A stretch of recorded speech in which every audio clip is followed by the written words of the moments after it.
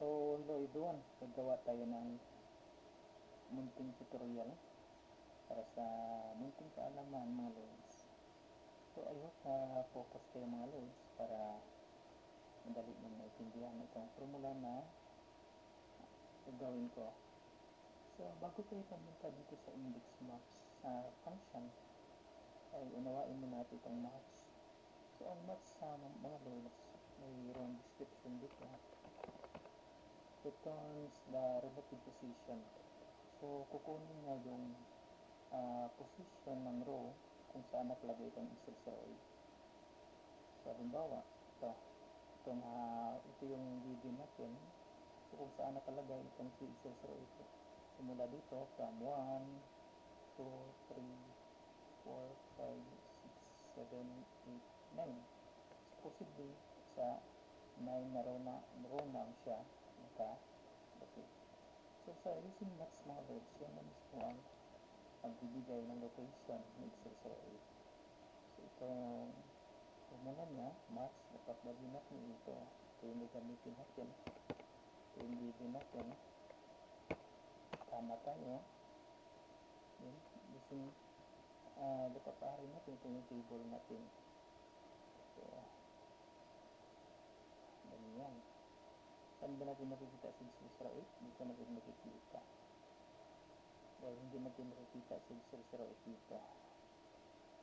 Dito ba? Kaya itong gagamitin natin sa area ito. Pagkatapos, tama tayo dito. Yung punta tayo sa exact max. Dito. Kapag nag-enter ako, labas itong 9. So, dahil sa row number 9 siya. Ganyan. Kita niyo mga loads.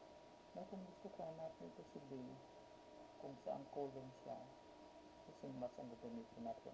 Mag-max kayo ulit.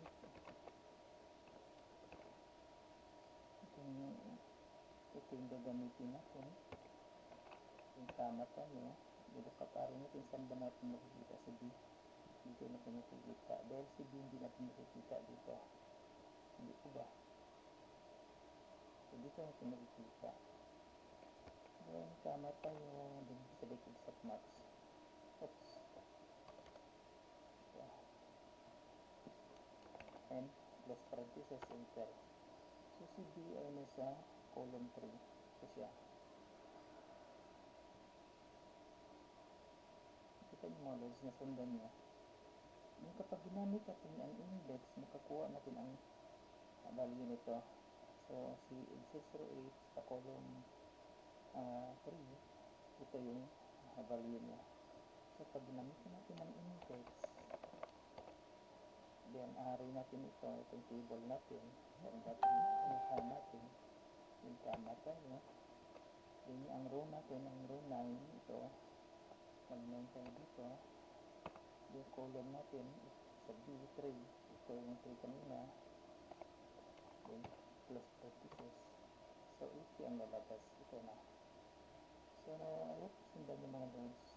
Kapag in-apply natin dito, mag-index tayo dito, index yung array, ito yung array na gagamitin natin.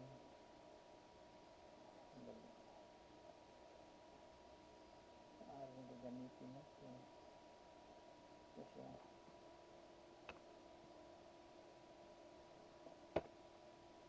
Then, ang row natin, mag-match tayo dahil match ang gagamitin natin.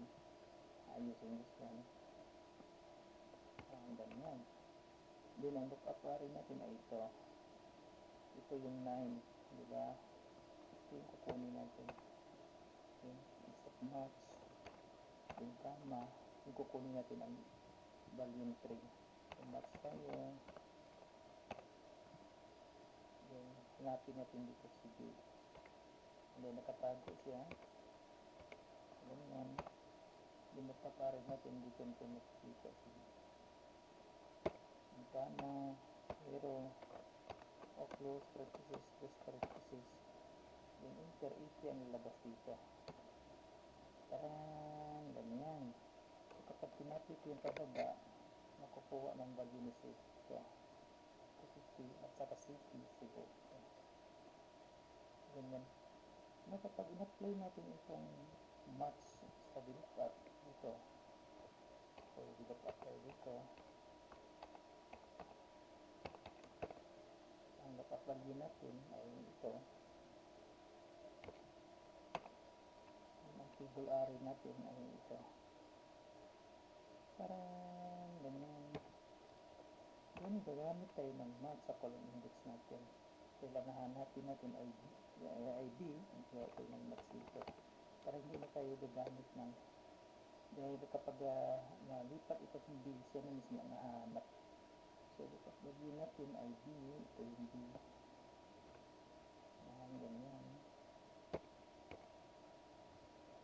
tama tayo. Yung lookup array natin, dito natin nakikita si B, ganyan. Then plus parentheses, ang lalabas dito ay 80 na parang pinapit naman ulit, ito ay lalabas sa 50 at saka C B. Na kung dito natin i-apply, so dito ipalitan ko ito sample Manila, kapag dito natin i-apply sa XLOOKUP, kung XLOOKUP natin, gawa tayo ng XLOOKUP dito, XLOOKUP, so ang table ba natin hahanapin itong itong yung hahanapin natin, so gawa tayo ng table dito. Saan ba nahanapin sa dito natin makikita using this table. Pagkatapos magmamatch tayo dito,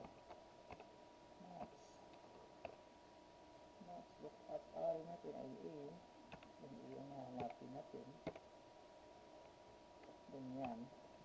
Lookup array natin dito natin nakikita sa A, tama, 0 plus parentheses,